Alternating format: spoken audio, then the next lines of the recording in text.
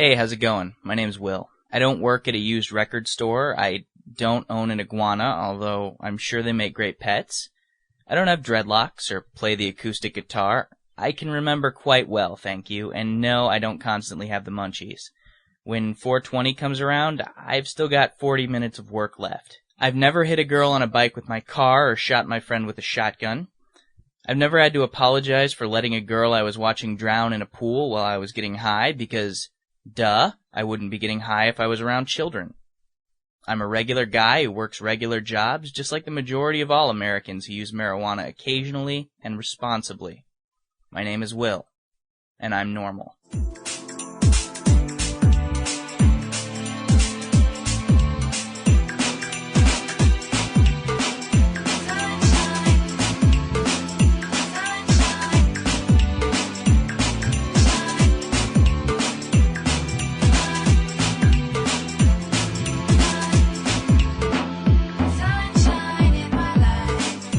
And distributed by the National Organization for the Reform of Marijuana Laws in Washington, D.C. This is your daily audio stash, the growing truth about cannabis. Welcome to the most popular audio podcast regarding marijuana in all of America and all the world, featuring interviews with scientists, politicians, doctors, prohibition policy activists, regular cannabis consumers, musicians, and NORML staff and NORML's board of directors, along with music and comedy no other podcast can offer. You can always find out more about the show at our website, NORMLAudiostash.com. We're ending marijuana prohibition with education, one listener at a time.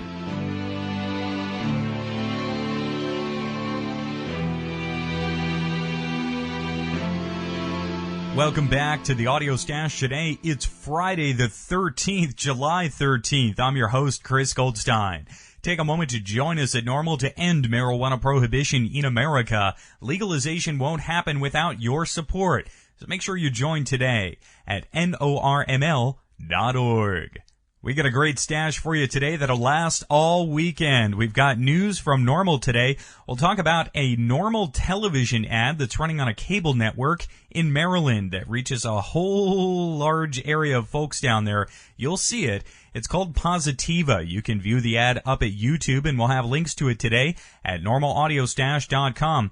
Also, that feature story on how 70% of those who are in drug treatment for marijuana in Texas are there because they're court-ordered to do so, not because they really feel like they have any addiction problem with marijuana. Also in our Friday stash today, we've got Steve Bloom with an update from CelebStoner.com. Some very interesting stories out there. The big star in the movie Transformers, Megan Fox, had some interesting things to say in an interview this week about marijuana. Also, some news about Jim Morrison. Very interesting stuff today. That'll be coming up very soon here with our Celeb Stoner update with Steve Bloom. Also, some great music and comedy for you today. Like I said, a stash that will last all weekend here on NORML's Daily Audio Stash. Let's get right into the news. First up in the weekly press release from Washington, D.C. NORML television ad urges viewers to, quote, discover a whole new outlook on life. No prisons for pot. Commercial now airing in Maryland. Life moving too fast? Perhaps Positiva can help. That's the message of a new television commercial sponsored by NORML. The 30-second ad spot is modeled after several well-known pharmaceutical commercials and urges viewers to become involved in the organization's nationwide efforts to end the criminal prohibition of cannabis. The controversial new ad showcases young couples enjoying the after effects of Positiva. Here's the audio of that television commercial. Moving too fast to take time for the things you really enjoy? Positiva can help bring back the pleasure of activities you used to love. Some of the highlights of Positiva may include increased appetite, lower blood pressure, and significantly lower stress. People who take Positiva discover a whole new outlook on life. Positiva may not be right for everyone. Consult your physician today. Positiva. Now you have a choice. A positive choice. The ad concludes with a visual banner stating, "No prisons for pot." and encourages audiences to visit NORML.org for more information. The commercial is running regionally on Antietam Cable in Washington County, Maryland, which airs in select markets in central Maryland, including Hagerstown and Sharpsburg. NORML Executive Director Alan St. Pierre said, "A longtime NORML donor and businessman donated the resources for the ad buy in hopes of sparking a public debate regarding the need for cannabis law reform in his home state of Maryland, the Free State." That was NORML's Executive Director Alan St. Pierre. Founded in 1970, NORML provides a voice in the public policy debate for those Americans who oppose marijuana prohibition and favor an end to the practice of arresting and prosecuting marijuana smokers. To view the ad, please visit NORML.org. You can also find it on YouTube. Next up today from Austin, Texas. Texas, 70% of all marijuana treatment admissions stem from arrest, study says. Nearly 70% of all adults referred to Texas drug treatment programs for cannabis are, quote, legally coerced, close quote, into treatment, according to data published online in the journal BMC Public Health. Investigators at the University of Texas at Austin and the University of New South Wales in Sydney, Australia, reported that of the 27,198 adults entered into drug treatment for cannabis between 2000 and 2005, 69% of them were referred by the criminal justice system. By contrast, authors reported that only 20% of adults voluntarily admitted themselves into treatment, and only 6% were referred to treatment by friends or members of their family. Authors concluded, quote, some 69% of cannabis admissions were involved with the criminal justice system, including those who had a legal status, awaiting trial, diverted to treatment on probation, parole, or in jail, and those referred to treatment from a criminal justice source, probation, parole, police, or courts, close quote. Investigators noted that adults legally coerced into treatment were, quote, less impaired, close quote, upon entering the program than those who entered treatment voluntarily, and were also more likely to complete the program. The study's state-specific data mimics national statistics indicating that the majority of individuals admitted into drug rehabilitation for marijuana are referred there by the criminal justice system. Here's NORML's senior policy analyst, Paul Armentano. Contrary to claims by the Drug Czar's office, it is the dramatic rise in potent marijuana law enforcement, not any increase in the prevalence or alleged dangers of so-called potent pot, that is driving America's rates of marijuana treatment admissions to record levels. That was NORML's senior policy analyst, Paul Armentano. He continued. Few of the individuals in drug treatment for cannabis are there because they or their families believe that the marijuana use is adversely impacting their lives. Rather, most of these individuals are arrested for possessing minor amounts of pot and are referred to drug treatment by the courts as either an alternative to jail or as a requirement of their probation. At a time when tens of thousands of Americans are being denied access to drug treatment due to a lack of bed space or federal funding, it is unconscionable that these clinics are bursting at the seams, needlessly housing minor marijuana offenders. According to U.S. FBI data, approximately 95% of all marijuana arrests in Texas are for misdemeanor possession. For more information on this story, please contact Paul Armentano, NORML's senior policy analyst, at paul@norml.org. Full text of the study, Cannabis Treatment Outcomes Among Legally Coerced and Non-Coerced Adults, is available online from Biomed Central. Links to that article are available at norml.org.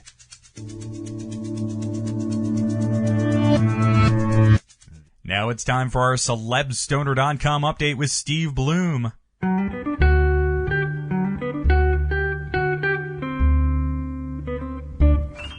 I want to be famous.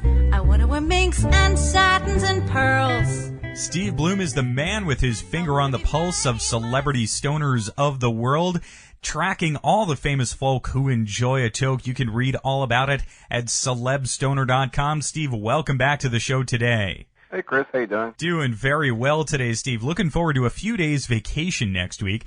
Let's get right into a busy week of headlines there at CelebStoner.com.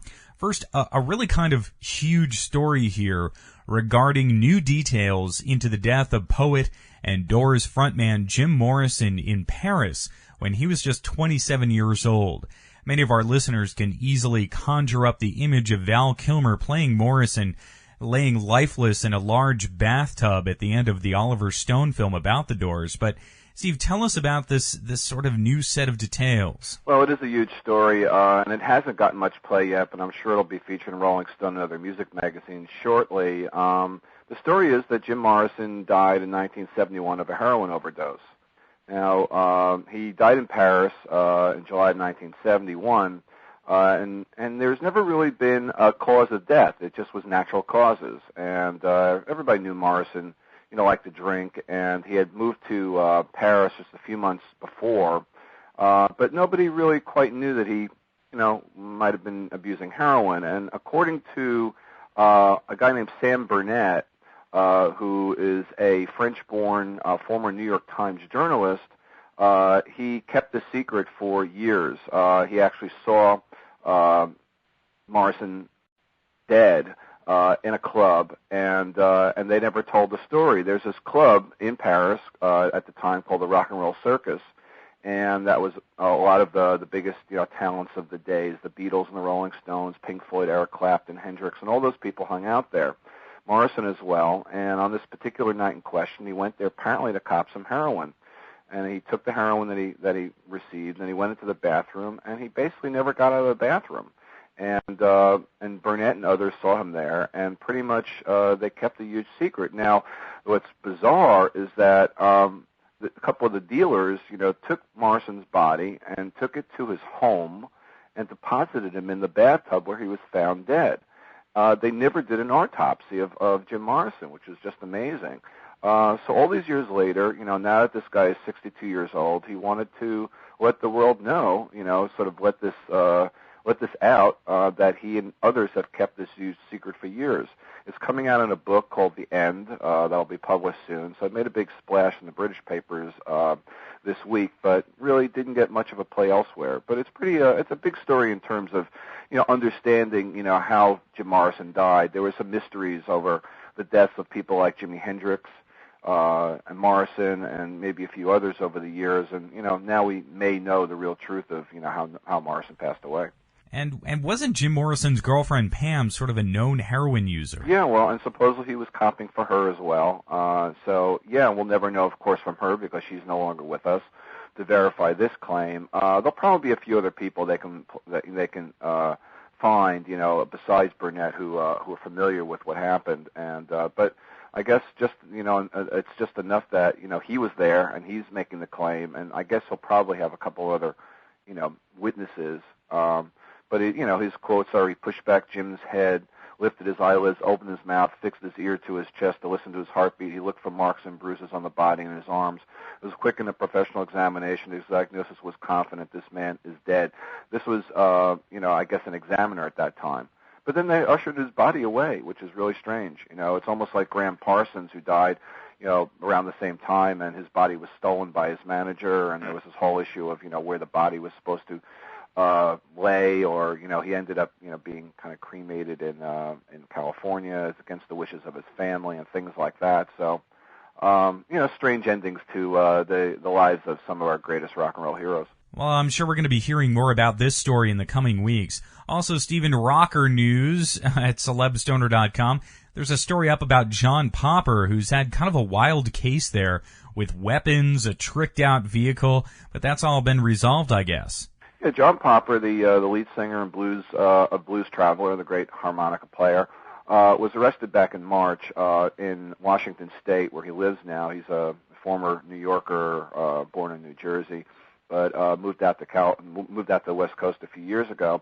And he and a buddy were driving back from Austin, Texas, and they were going a little too fast, like over 100 miles an hour, and they got stopped by a state trooper in Washington State, and they smelled some pot and found a little pot and paraphernalia in the vehicle. But what made the biggest news was the number of weapons that John Popper was carrying. He had all kinds of weaponry, and his car was kind of outfitted for pretty much anything, just ready. He had sirens and all kinds of things that, could protect him and prevent, perhaps other things from happening to him. But, Popper has been sort of known as a weapons buff over the years, and, it wasn't a huge surprise that he might have been carrying a few weapons. It turned out all the weapons were legal, and everything was returned to him. And as it turned out this week, he received a conditional discharge on the marijuana and the paraphernalia charges, and basically he can't get in trouble again for a year as far as having another marijuana arrest. And if he can go a year without having a problem like that, then it'll be wiped off his record. So pretty much the discharge, concludes this little, nasty little situation where, Popper was arrested, lost his vehicle, lost all the weapons, had the weapons returned. I don't know if the vehicle has yet ever been returned. I know they were having an issue over that. But at least, this more or less his case is over. So there's the rocker news this week there at Celeb Stoner. Also, another A-list Hollywood female celebrity has come out about enjoying marijuana, and she's the star of the new summer blockbuster film, The Transformers. Steve, tell us what Megan Fox had to say this week. Yeah, she's, very hot young actress, 21 years old. Not really that familiar with her work, but she's fairly new on the scene, and since she's in Transformers, that gives her the place right now to get a lot of publicity and do a lot of interviews. And she was interviewed by Maxim, and she pretty much just chatted about, drugs and her own drug use. And what was kind of interesting is that she said, I've done drugs, and I didn't enjoy anything other than marijuana. It should be legalized. So that's the real standout quote as far as I'm concerned. But she goes on to say that cocaine is back with a vengeance. I know about 5 people who aren't on drugs right now, and I'm one of them. So, she's someone who's in the know, but it was very interesting to see that, here's another of the stoner starlets out there, such as, Cameron Diaz and Kirsten Dunst and Misha Barton, and, some of them have either been photographed lately smoking marijuana, or they've made comments in favor of marijuana, such as Kirsten Dunst, and now Megan Fox joins that. So, it's very interesting because we just continue, it's all year long. It's been sort of a parade of these stoner starlets sort of coming out from marijuana one way or the other. So Megan Fox joining was just delightful. And I remember when Kristen Dunst was celebrating marijuana and asking for legalization as well during the Spider-Man 3 premiere, she said, well, I don't do drugs, but I do smoke pot. Yeah, this sort of goes back to the whole Paris Hilton, Larry King interview. I mean, perhaps it's just that in Los Angeles, in Hollywood, marijuana just isn't viewed as a drug. Well, it's just so commonly accepted, I believe, especially out in Hollywood, especially with all the medical use out there and all the dispensaries and the access that people might have to those dispensaries, and the quality of the marijuana in general, and the feeling that marijuana is borderline legalized in California anyway these days. So I think, it's just not a big deal to most of the people out there, who might smoke marijuana. And the idea of cocaine being sort of on the rise, I mean, that's no surprise. That's been going on since the 90s.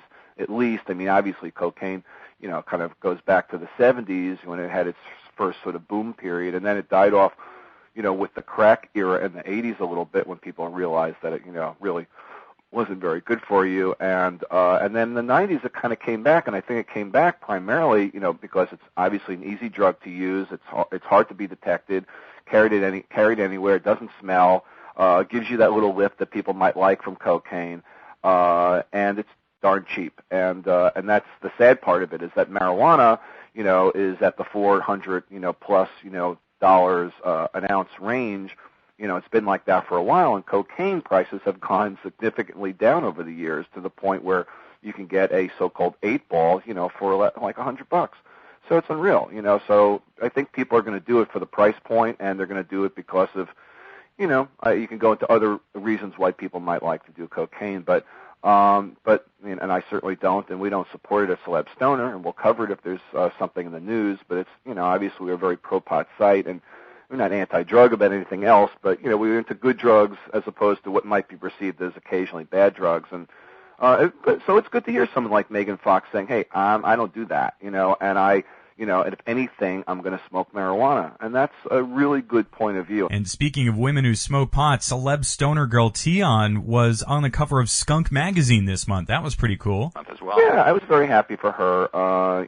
We've featured her on the site. We first learned of her when she was one of the runners-up at the High Times pageant in Jamaica early in the year, and I had met her at South by South Music Festival, as well as the winner, Sarah, and both of them are, really, very nice women and good spokespeople for the cause. And but Tiana has gone a little bit farther because, you just go to her MySpace site and there's just photos, photos, and she's a model, and she just has photos taken all the time. She posts them regularly, and so there's access to those photos, and friends with her, and it's fine with her to pick up a few more of those photos. So noticing that she was on the cover of Skunk, as well as she's posted some more nice photos of her, and pretty much every photo of her is something with a joint or a pipe or and a fairly sexy look of hers, and just a nice little addition to the site. So I understand Tian's away. She's in Thailand, and I'm sure she'll come back with some very interesting stories of what she smoked when she was over there. Right on, Steve. And finally today, there's a celebstoner.com story on Rudy Giuliani, the former mayor of New York and now presidential candidate, actually came out specifically last week against medical marijuana. And he made those statements in New Hampshire. But you're also noting up there at celebstoner.com that there is strong opposition to his presidential run coming from some New York City firefighters. Yeah, this is really fascinating. I mean, I'll have to admit I'm not a Giuliani fan. I'm here in New York. He was our mayor for 8 years. He was the worst thing that ever happened to pot smokers here in New York. Marijuana arrests went sky high during his time here, from less than 1,000 a year to over 70,000. It was insane. And still, those arrests continue to happen, at a much sort of lower level, probably 30+ thousand a year. But, still the increase was, mind-boggling. And Giuliani, in the last few days, has been doing his, campaigning. He was up in New Hampshire at a town hall meeting. And, as we had hoped, somebody asked him a medical marijuana question. His answer was, I believe the effort to try and make marijuana available for medical use is really a way to legalize it. There's no reason for it. You can accomplish everything you want to accomplish with things other than marijuana, probably better. There are pain medications much superior to marijuana. We'd be much better off telling people the truth. Marijuana adds nothing to the array of illegal medications and prescription medications that are available for pain relief. Well, obviously, he doesn't know what he's talking about, and that's, the prosecutor and Giuliani, who will say things like that as opposed to sort of rationally dealing with an issue that, he clearly, is opposed to politically. So that was, what he had said about medical marijuana. I posted that, but even more interesting, I think, this week was the video, Rudy Giuliani Urban Legend, that was posted up on a site by the Firefighters Association, who are taking Giuliani to task for how he's running on a campaign of heroism over 9/11. The whole thing that Giuliani was some great hero, during 9/11, and has been kind of running on those, on those credits, or those, perceived credits of what he did to hold New York together, during that crisis. But, these firefighters are pretty much saying that a lot of them died because they had defective radios. And after the attack on the World Trade Center in 1993, they were having problems with radios, and 8 years later, they were still having problems with defective radios. And, the police and the fire department often in New York do not get along. And interestingly, in this video, they note that, that not one cop died in the buildings, but all these firemen died because the police had radios that were working as opposed to the firemen. And as it turned out, when, the first building went down, there were a lot of firemen in the second building, so they sent out an urgent, message, via the radios to get out of the second building. They had around 20 minutes, 25 minutes before the second building went down. Apparently none of these guys, heard this warning. And so they claim that at least 121 firefighters died in the second building because they had defective radios. Now, a total of 343 firefighters died that day. It's one of the worst days in the history of, certainly of America, and, for firefighters, just horrendous. So they're charging him with this, and there's all these people, from the union, firefighters, family members who lost somebody during 9/11, who are, challenging Giuliani's claims that he, was the great leader, and was some sort of hero during 9/11, when anything is really but the case. And furthermore, they also make points about how Giuliani prevented the firemen to get back in there and look for the remains, and that they were cleaning things up and dumping it, at the dump in Staten Island. And, just the disrespect for the bodies has been an issue ongoing, where they, didn't want to do any building there till they made sure that every last remain has been, cleaned away and inspected, and made sure they found every last body, every last bone, and things like that. And furthermore, they show these armored trucks leaving the site shortly after the attacks, and they had gold that they were just like leaving from, somehow or other they, went to where the gold was. No matter what had happened, they were able to get it and bring it out of the site. While, obviously, there was a lot more important things to do at that point as far as dealing with the bodies and the incredible tragedy that happened that day. So anyway, people should check out that video. I mean, it's a very pointed video from firemen against Giuliani, and they're trying to stir up, a controversy, to try and make it clear that Giuliani is not the right guy for the Republicans to nominate for the President of the United States, and that it would be a huge mistake. And I agree with that. Despite anything, even if this video never came out, of course, I'm completely opposed to Giuliani, running, and, it'd be a real shame that he does. But, I think, when people see this and understand that firemen are not in favor of Rudolph Giuliani, they may understand that he's really not the right choice. Well, Steve, this has been a very interesting segment here today. I really appreciate you joining us each week right here on the Audio Stash. Thanks, Lucas. Thank you again, Steve. Steve Bloom has his finger on the pulse of celeb stoners of the world. You can read all about it at celebstoner.com. He joins us each Friday here on the Audio Stash. What's up, y'all? This is Soja, and you are right now listening to NORML's Daily Audio Stash. Big up yourself. 76% of Americans no longer support arresting and jailing marijuana smokers, and nearly as many support the medical patients having access to medical marijuana. And over 80% of our citizens now believe the war on drugs is an ineffective failure. So the question is, when will the government's misguided war on adult marijuana smokers finally end? When? Simple. When you and your like-minded friends, family, and coworkers get involved with an organization such as the National Organization for the Reform of Marijuana Laws, also known as NORML. My name is Keith Stropp, and I founded the organization in 1970. Contact us at NORML, toll-free, 888-67-NORML, or by visiting the organization's up-to-date webpage at www.norml.org. James Roquefort here from peopleradio.com, and you're listening to NORML, the podcast for the National Organization for the Reform of Marijuana Laws. Oh, I didn't know they needed reforming. It's illegal, you say? I'll be right back.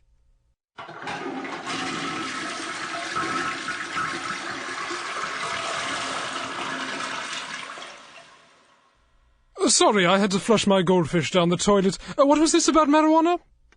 Oh well, now on with the show. Yo, J Swift.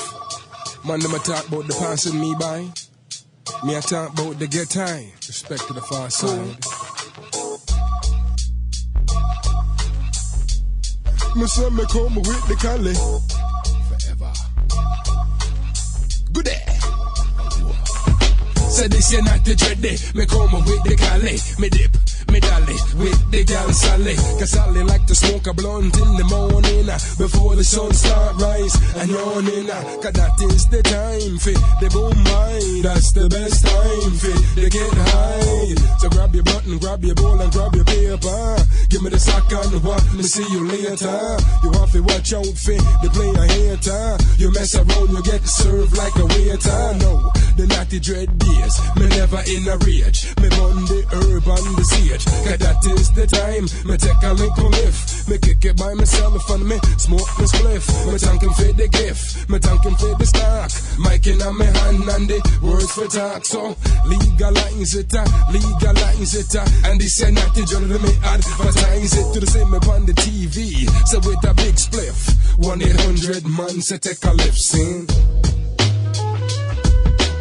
Keep at the side.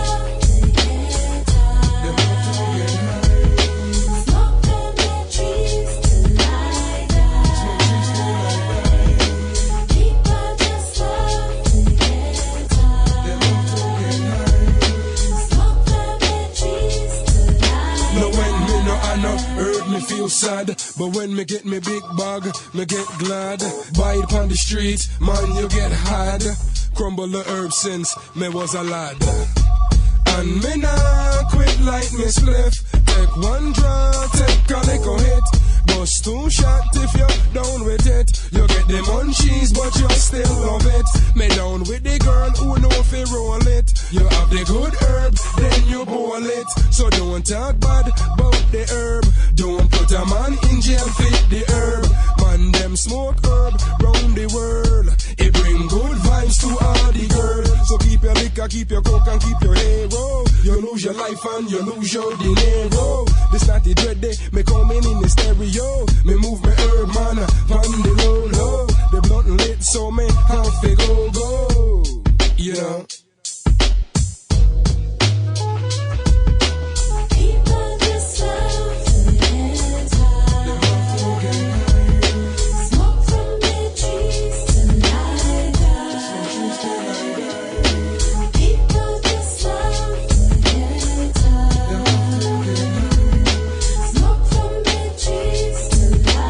Them smoke the chronic and them smoke the tie. Smoke the stress, them puff on the line. No, I can't let both not go pass me by. Because me love the high. Remember the first time you take a hit. Remember the first time you get lit. Remember the first time you did a cough. Remember the first time you did a laugh. It was a sunny day. The girls them pass my way. But I had a big spliff. So they decided to stay. Why? For them, say some girl lover, power and money. My girl lover, urban honey. Some girl lover, diamonds and gold. My girl love when they herb a roll. Cause they make me feel right, especially in the night. So girl, make we turn off the light, light a candle and hold you so tight. Yeah.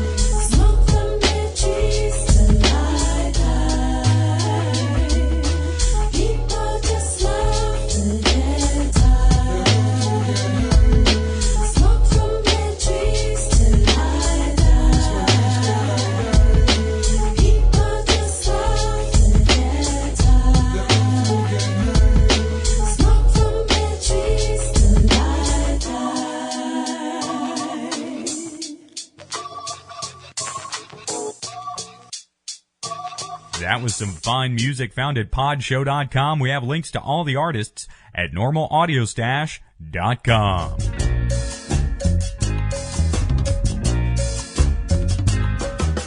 This has been NORML's Daily Audio Stash, the growing truth about cannabis. Visit our website at normalaudiostash.com.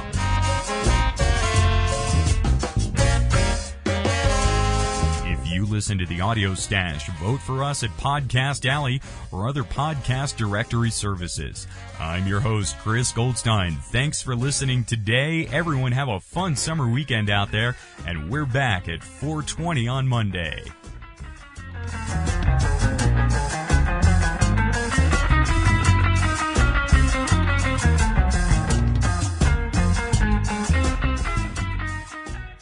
The podcasting technology of NORML is made possible by Red Aphid Interactive Media. More information at redaphid.com.